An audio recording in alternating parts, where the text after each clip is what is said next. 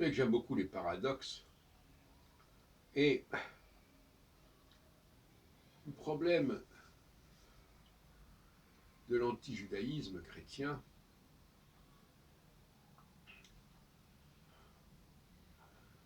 c'est qu'il est une espèce de revanche, de vengeance.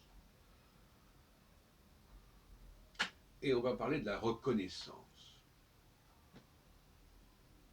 Est-ce que vous savez que le grand grief officiellement mis en avant par les chrétiens, c'est que les Juifs n'ont pas su reconnaître Jésus comme le Messie. Mais en réalité, si on peut psychanalyser ce genre de discours, on s'aperçoit que c'est le contraire. Le contraire, c'est façon de parler. On s'aperçoit qu'en réalité,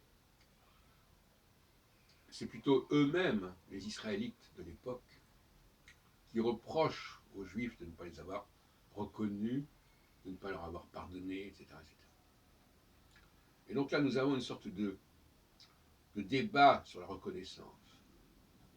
Vous ne nous avez pas reconnus, eh bien, nous vous reprocherons de ne pas avoir reconnu Jésus. Donc il y a une discussion sur la reconnaissance. Qui a reconnu, qui n'a pas reconnu, qui aurait dû reconnaître. Et les Israélites, c'est-à-dire les chrétiens, devraient conscientiser cette question, en sachant que leurs ancêtres avaient un besoin d'être reconnus. La lettre aux Éphésiens le montre bien.